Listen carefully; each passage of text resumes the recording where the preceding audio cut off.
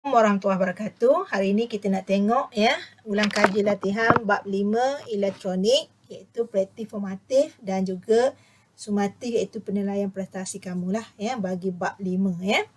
Okey, yang pertama kita nak tengok praktik formatif 5.2. Okey, apakah maksud istilah berikut? Iaitu diod semikonduktor ya, keadaan pincang depan dan juga rektifikasi. So kita tahu diod semikonduktor ni ya, dia hanya membenarkan arus elektrik mengalir dalam satu arah sahaja ya, bersesuaian dengan simbol dia lah yang ada anak panah ke depan ya, seperti yang cikgu lukis ni, dan dia hanya benarkan arus mengalir ikut arah anak panah dia. Di mana di belakang ni ialah anode dan di depan ni ialah kathod ya. Okey, keadaan ini kita panggil pincang depan. So maksud pincang depan ialah satu keadaan apabila terminal positif sekering kita sambungkan kepada anode diod dan terminal negatif disambungkan kepada kathod diod. Dan arus elektrik dapat mengalir dalam litar. So anode ni ingatlah kamu akan sambung dia kepada terminal positif dan kathod yang bahagian depan ni, yang bahagian anak panah ni disambung kepada terminal negatif ya. Jadi kamu kena ingatlah ya. Kathod kan rendah, so kita sambung pada terminal negatif. So anode yang sebaliknya kita sambung kepada terminal positif. Dan rektifikasi ni adalah dia punya fungsi iaitu menukarkan arus ulang-alik kepada arus terus iaitu fungsi diod ya. Okey, lukiskan 1 liter rektifikasi gelombang penuh menggunakan 4 diod semikonduktor ya. Kemudian lakarkan paparan skrin voltan output pada OSK jika satu diod itu terbakar. So apa berlaku? Jadi ini adalah paparan ya, rajah menggunakan 4 diod ya. Jadi 4 diod ni mesti berfungsi lah pada kitab pertama. Kalau kita tengok gambar rajah ni, yang berfungsi adalah diod D1. Okey, kalau kita lukis anak panah dia ya. Okey, dia anak panah, dia lalu R, dia pergi ke kiri, dia naik ke atas dan dia lalu D2. So lengkaplah kitaran dia ya. Okey, kalau dia nak patah balik, dia akan menggunakan dia patah balik ikut jalan yang sama, dia akan lalu D3. Okey, dia lalu R ini, dia lalu R, okey, dia naik ke atas, dia akan lalu D4 dan patah balik. So, kita pertama D1 dan D2 dan kita kedua D3 dan D4. Kita kedua ni yang patah balik. Dan apa berlaku? Yang ni kita panggil rektifikasi penuh, gelombang penuh. Apa berlaku kalau dia terbakar ya? Maka dia akan jadi rektifikasi gelombang separuh. Ini adalah rajah ya, gelombang output bagi rektifikasi separuh. Kalau penuh dia lengkap dua-dua ni lah. Ya, ni penuh. Tapi sebab dia terbakar satu, dia tak boleh fungsi, dia mesti 4 diod berfungsi, maka dia jadilah ya rektifikasi separuh ya. Kita boleh padamlah yang ni ya. Yang ni tak adalah. Itu kalau penuh ya. Okey. Okey, seterusnya. Namakan komponen elektronik digunakan untuk meratakan arus output litar rektifikasi gelombang penuh dan terangkan prinsip kerja dia. Untuk meratakan arus kita tahu kita gunakan kapasitor ya. Sumber dia palang ni sama besar sahaja ya. Ini kapasitor. Okey, macam mana dia berfungsi? Kita sambung secara selari dengan beban. Ketika beza kepayan meningkat, kapasitor akan dicaskan dan disimpan dalam kapasitor tersebut. Ketika bila dia meningkat? Ketika dia macam ni. Separuh pada puncak ni. Ketika ni dia simpanlah sebab voltan dia tinggi ya. Dan ketika menyusut, ketika dia turun ke bawah ni. Okey, kapasitor dia akan dinyahcaskan. Dinyahcaskan agar arus output tidak jatuh ke nilai sifar. Tenaga disimpan dalam kapasitor akan mengekalkan beza kepayan merentasi perintang. Daripada bentuk gelombang output dilicingkan, hal ini menunjukkan bahawa kapasitor berfungsi sebagai perata arus.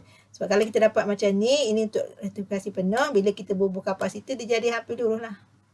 Dia jadi macam ni ya.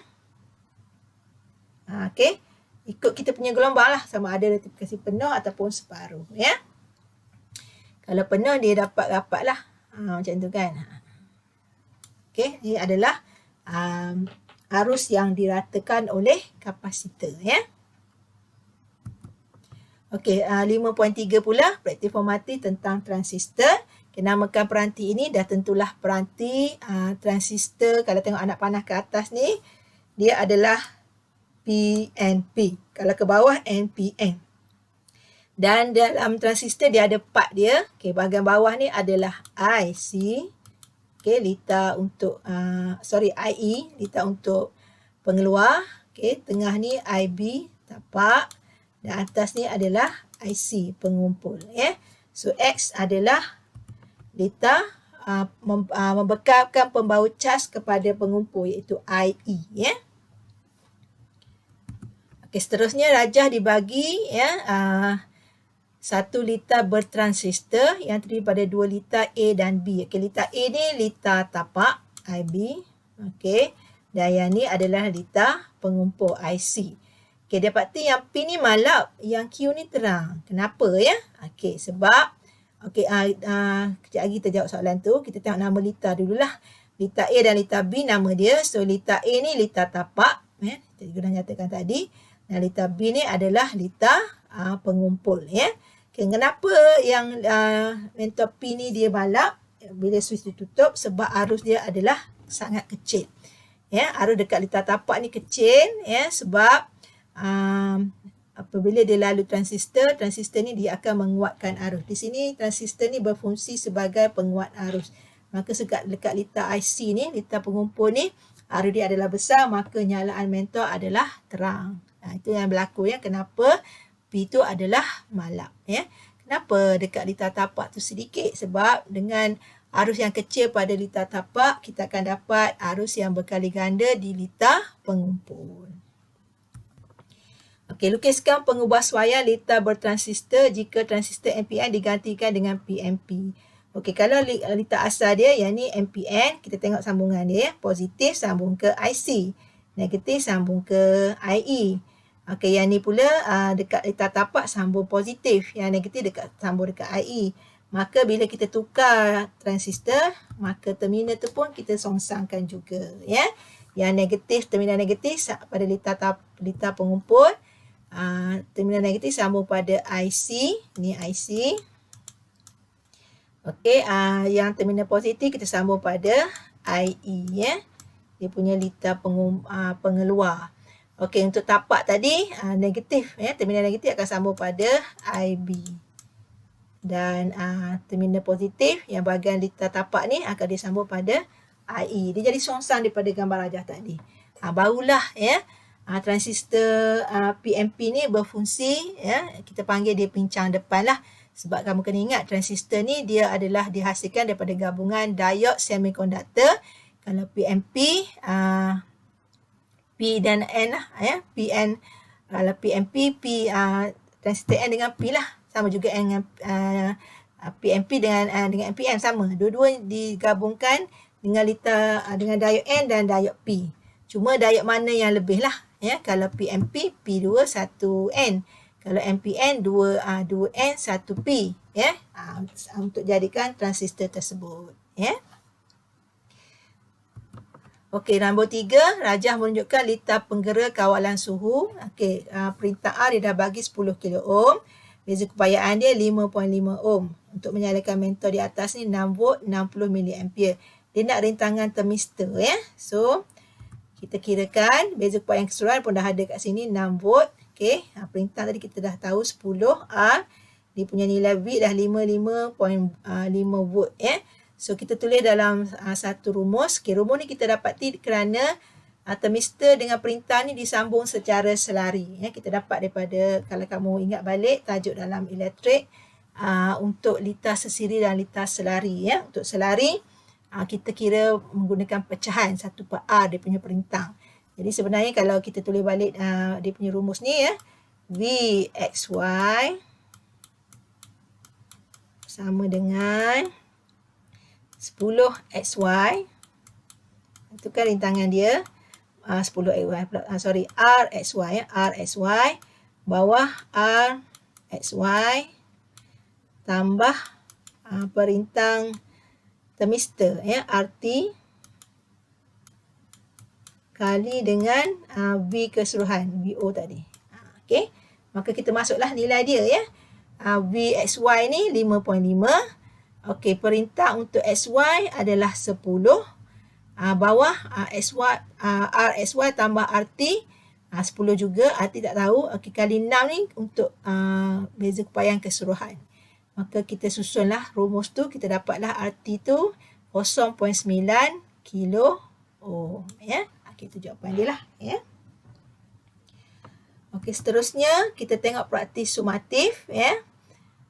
Yang pertama, lukiskan satu litar elektronik menggunakan simbol elektronik yang sesuai untuk menunjukkan diod semikonduktor berada dalam keadaan pincang depan. Lukislah macam mana janji dia boleh berfungsi secara pincang depan dan apa berlaku jika kita songsangkan. Okey. Ini yang paling simple lah, ya. Yang kamu pastikan arus tu boleh mengalir melalui anak panah dia. Ini pincang depan lah ni, ya. Okey. Kalau kita tengok dia berfungsi lah ni, ya. Okey. Di mana anode disambung pada terminal positif, kathod kita sambung kepada terminal negatif. Tadi kita dah beritahu lah pincang depan macam mana. Jika kalau kita songsangkan, maka arus tidak mengalir, ya. Bila kita songsang, maknanya kamu sambungan anode kathod ni kamu songsangkan, maka arus tak boleh mengalir, ya. Okey, seterusnya rajah menunjukkan litar rektifikasi gelombang separuh disambungkan kepada bekalan kuasa ulang-alik dan pada OSK. So, macam manakah bentuk gelombang dia? Yang ni rektifikasi separuh, maka inilah hasil dia. Kita dapat gigi rongak, ya. Okey. Jika kita masukkan kapasitor, kita akan dapat nilai arus yang hampir selari. Inilah gambar rajah yang biru ni lah yang kelihatan, ya. Yang dot-dot merah ni dah tak nampak dah, ya. Dan kalau kita menggunakan litar rektifikasi penuh, ya. Okey, bagaimanakah paparan pada OSK, ya. Jadi di sini disuruh lukis dulu anak panah untuk menunjukkan pengaliran arus melalui diod separuh kita positif dan juga separuh kita negatif. Yang positif yang lurus, yang negatif yang dot-dot-dot, ya. So kita tengok hasil dia. Okey, ni cikgu dah lukiskan untuk kamu. Okey, jadi separuh kita positif yang pertama dia akan lalu di satu ni lah. Dia lalu perintah, dia naik ke atas, ya. Dia akan lalu di 2. Okey. So yang ni ada satu lagi garisan lah, ya, terhilang. Ada lengkap lah separuh kita positif yang pertama iaitu D1, D2. Okey, separuh kita yang seterusnya kita negatif dia patah balik. Okey, dia akan naik ke D3 ni. Okey, dia akan naik pergi pada perintah. Dia naik ke atas, ya. Dia akan lalu D4 dan seterusnya lengkap. Maknanya untuk kita yang negatif dia akan lalu D3 dengan D4. Okey. Maka lengkaplah, ya, rektifikasi gelombang penuh, ya. Jadi kamu kena label kat sinilah pada diod-diod ni, keempat-empat diod. Okey, lakarkan paparan pada skema OSK jika sebuah kapasitor kita sambungkan. Maka kita dapat aliran arus yang hampir lurus seperti gambar rajah.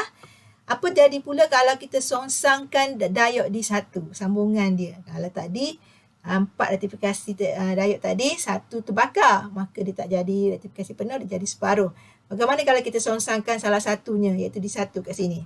Maka sama juga apa yang berlaku, rektifikasi gelombang separuh lah yang berlaku. Tak ada lagi rektifikasi penuh, ya. Sebab dia mesti keempat-empat diod berfungsi. Salah satu tak berfungsi, ya. Apatah lagi kalau 2 lah, dia tak akan jadi lagi rektifikasi penuh, ya. Okey, soalan 4 dia bagi komponen-komponen utama yang diperlukan untuk membolehkan transistor berfungsi sebagai switch automatik kawalan cahaya. Lukiskan dia punya litar switch automatik menggunakan komponen yang ada. So lukisan dia, ya. Inilah, ya. Simple saja. Kita ada bekalan kuasa disambungkan pada LED, disambung pada transistor NPN, and then kita ada pembagi volta iaitu LDR di litar tapak, perintah di bahagian atas, ya.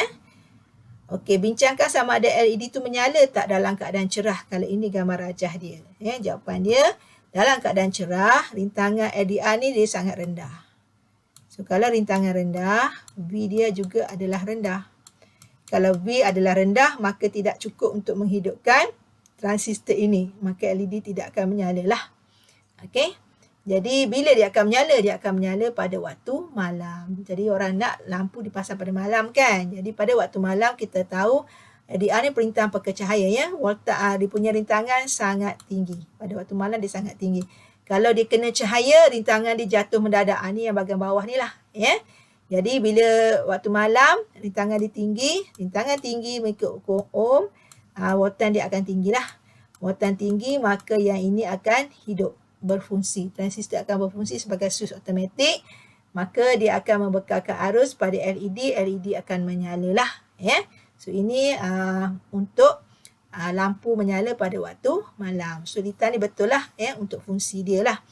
Okey, C, nyatakan pengubah suaian litar switch automatik tersebut kepada litar penggera. Dia nak tukar pada litar penggera supaya litar penggera kawalan suhu, supaya penggera akan berbunyi apabila suhu sekitar dia menjadi panas. Mana ada peningkatan suhu, maka dia akan berfungsi. Sebab tu kalau dalam hotel jangan merokok. Sebab bila merokok ada peningkatan suhu, dia ada litar elektronik begini yang akan mengesan kenaikan haba, ada haba ataupun kenaikan suhu, maka dia akan berbunyi. Kalau dipasang pancuran air, boleh basahlah bilik tu. So apa yang berlaku ialah kita gantikan kedudukan LED ni, sebab kita nak penggera, kita gantikan dengan penggera lah, ataupun loceng. Perintah A kita gantikan dengan termistor, perintah peka suhu, dan tempat RDR ni kita gantikan dengan perintah R ni. R ni turun bawah lah sebenarnya dan termistor duduk dekat bahagian R. Maka dia boleh berfungsi apabila ada kenaikan suhu ataupun haba. Okey, 5, dia bagi satu litar elektronik untuk mengkaji peranan transistor NPN dalam litar tersebut. So kita dah ada bacaan arus tapak IB dan arus pengumpul IC. IB ni kecil, maka kita ukur dalam microampere. Di sini pun kita guna microammeter. Dan IC besar sedikit, kita gunakan milliammeter. Di sini kita gunakan milliammeter pada rajah ni. Disuruh pelukkan graf. Di sini sebenarnya transistor berfungsi sebagai penguat arus. Transistor ada dua fungsi. Satu switch automatik, satu lagi penguat arus. Kalau litar satu macam ni, dia sebagai penguat arus lah. Kalau dia ada pembagi voltan seperti soalan sebelum ni, itu sebagai switch automatik. So inilah graf dia. Kamu akan dapat dia berkadar terus, lurus daripada asalan. Okey, dia nak hubungan antara IB dan C. Dan tentulah hubungan dia berkadar terus. IC berkadar terus dengan IB. Kenapa? Sebab garisan ini bermula daripada asalan terus naik ke atas. Dia berkecurunan positif. Okey, nyatakan peranan transistor di sini. Transistor memain peranan sebagai amplifier, iaitu menguatkan arus. Graf berkecurunan positif dan berbentuk garis lurus daripada asalan, maka arus pengumpul berubah secara langsung dengan arus tapak. IC berkadar terus dengan IB, dan bila kita kira kecurunan dia, kamu boleh kira kecurunan dia sendiri. Kamu buat dengan pembaris lah. Kamu dapatkan nilai dekat sini. Okey, sini kosong-kosong lah kat sini. Dan kamu kira kecurunan lah. Perubahan Y bagi dengan perubahan X. Iaitu IC. Perubahan IC bagi dengan perubahan IB. So, kamu akan dapat nilai dia 105. Di sini faktor penggandaan dia amplifier tersebut ialah 105. Berdasarkan nilai kecurunan. Okey, lukiskan litar elektronik yang baru jika transistor NPN digantikan dengan PNP. Ni tukar terminal positif negatif je kelas. So, tukarkan sajalah. Tadi NPN, sekarang PNP. So, terminal negatif sambung pada IC, terminal positif sambung pada IE, pada litar pengumpul. Pada litar tapak, terminal negatif sambung kepada IB, dan terminal positif ni sambung pada IE. Tukar saja, songsangkan saja untuk tukar transistor supaya dia berfungsi secara pincang depan. Ini dia bagi satu projek elektronik untuk mereka cipta litar switch automatik. Dia ada bagi beberapa alat komponen elektronik untuk kamu isikan dalam rajah 4 ini supaya dia berfungsi sebagai switch automatik dan nyatakan kewajaran dia. Okey, ini adalah hasil dia lah. Okey. Jadi A ni kamu isikan bateri, Dekat B ni kamu isikan loceng ataupun penggera, di mana apa yang dia bagi. Okey, dekat D ni kita letak perintang untuk menghadkan arus tapak. Okey, dekat C ni kamu letak termistor iaitu perintah peka suhu, dan E ni adalah rheostat ataupun perintah boleh laras Kewajaran dia. Okey.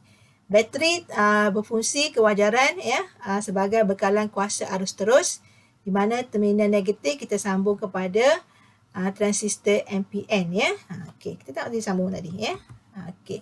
Terminal negatif kita sambungkan di bahagian IC, terminal positif kita sambung kepada IE sebab ini adalah PNP transistor dia. Okey, kalau loceng untuk mengeluarkan bunyi lah sebagai penggera apabila berlaku kebakaran. Termistor pula nilai rintangannya akan berkurang jika suhu sekitarnya bertambah, maka voltan melintasi termistor dapat berubah. Sebab termistor ni dia peka pada perubahan suhu. Ya. Jika suhu dia meningkat, ya, maka rintangan dia akan jatuh mendadak. Ya. Rintangan rendah bahagian atas, automatik bahagian bawah dilitar tapak, rintangan tinggi, voltan tinggi, maka transistor pun hidup. Ya. Perintah di bahagian tengah tadi, ya, bertindak sebagai pelindung ataupun penghad arus kepada tapak transistor. Jadi kita ada satu perintah yang berdekatan dengan IB. Dan rheostat yang berada di litar tapak, ya, boleh kita laraskan pada awalnya untuk menghasilkan voltan yang sesuai, voltan yang tinggi dengan suhu sekitar supaya transistor dapat dihidupkan dalam kecemasan. Ya. Sebab bila termistor tu ada perubahan, bila kita compare dengan pembagi voltan di bahagian bawah, bila atas tu adalah rendah, bawah automatik tinggilah. Jadi kita boleh kontrol dulu beza keupayaan tu pada peringkat awal lagi. Ya.